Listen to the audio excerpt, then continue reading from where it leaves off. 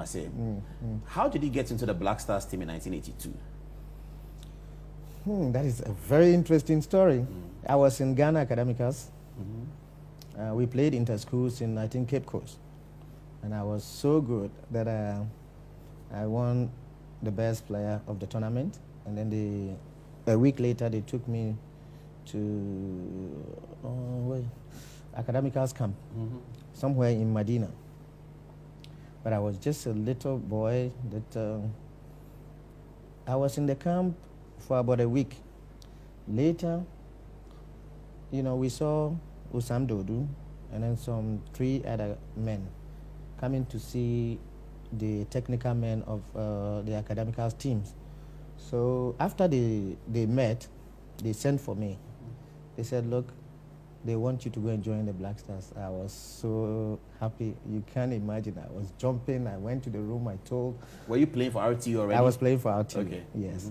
So I was jumping, and then you just couldn't believe it. So they took me with the car, with my things in my luggages, we went to Aburi. The Black Stars were there. Getting to the camp, you see Abdul Razak, you see Adofama was the captain.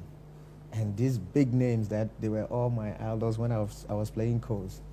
I was happy to be. So Adofama accommodated me into his room. So I was the boy who, after training, I would watch their things, try them, and then, prepare for the next training.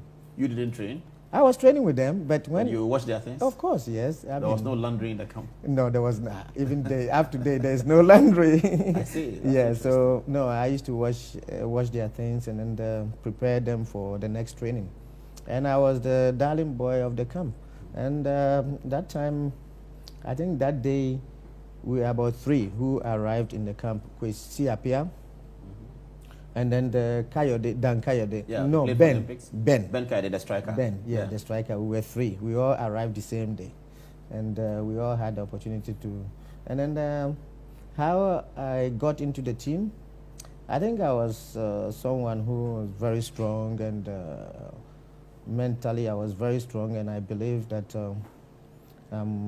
I can play the game. So when we played against Guinea. No, I don't know. No, Zaire. The friendly? No, in the African Cup qualifier, the last game. The last qualifier, okay. The last game. And what happened was we drew here 2-2. And they had a player called Mayele that you've heard of. Yeah, Mayele. Mayele, yeah. So we played 2-2 here. I was on the bench wearing number 14. And then we got to Zaire for the next game 2 weeks later. So when I was on the bench here and I didn't come in, I thought, over there also I wasn't going to come in. So the day before the match, we were in a restaurant, and a kid from a village, you see the food, you think you can eat everything. And I was eating, and Adolf said, stop what you're doing. I said, but I'm not going to play. He said, no, you don't know, so you just take it easy. So I took it easy, and then the following day, calling the selection, I was still number 14.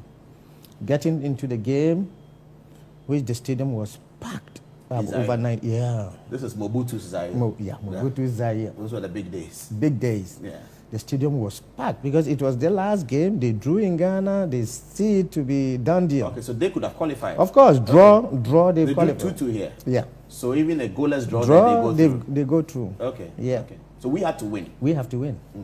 So we started the game, and then 20 minutes later, our champion, who is Adofama, got injured. They stayed for another 5 minutes to see whether he can make it. He couldn't. 10 minutes, he couldn't. They said, then they looked at the bench, this 16-year-old boy sitting down. He's the only one who could play the midfield. So they said I should get up. They just threw me in without any confidence. So, but in my mind, I knew what was waiting for them. So I got in and then changed the game. My first cross was a goal, George Alassane. Wow. Yeah. The second cross was again George Alassane, a goal. 2-0. 2-1. Okay. They even scored before I came. Leading. They were leading 1-0. Okay. And I came in and then gave those 2 crosses, and then We ended the match that we couldn't even come out from the stadium. Violence. Oh yes, violence, serious violence. So they have to keep us in till maybe midnight.